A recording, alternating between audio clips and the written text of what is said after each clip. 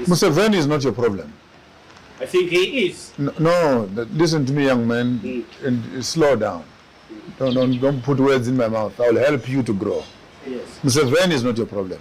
What is the problem? Your policies are your problem. Not the person. Not the person. You can put Bobby Wine tomorrow. There's nothing Bobby Wine will change. Because the same policies that I'm telling you about, unless you transform the system, there's nothing that a leader can do.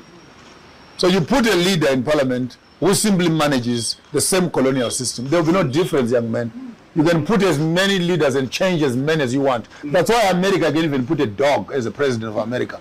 And America will run. I see. Ask me why. Why? Because the system is built to protect American interests.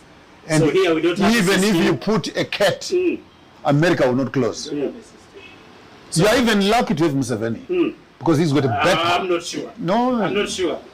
Being in power. I don't want us to talk and tag each other. Yes. The indigenous governance systems we come from, which are royalty.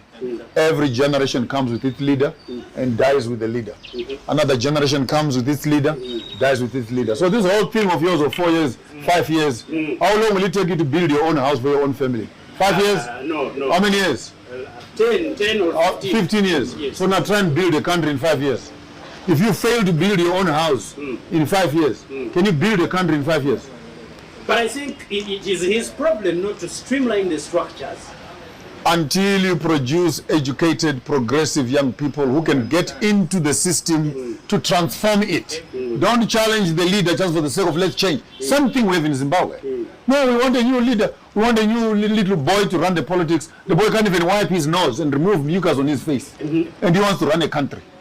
So it doesn't work like But that. there was time when the President Mugabe was there for a long time. Mugabe was there. And things were falling. We had that things were not Young man, running well. young man, I think after this interview, you need to go back to school and ask for your school fees back. Yes. Yes.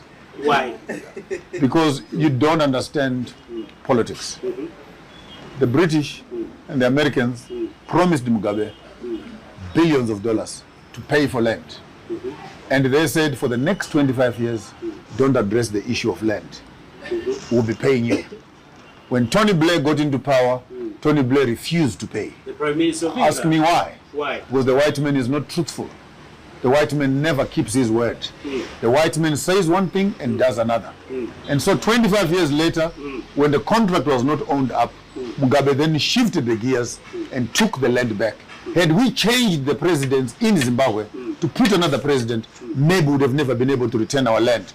But the man they promised 30 years later was still in power, and he asked them to own up on their words. You come around as young little boys and tell us that Mugabe was this and Mugabe was that.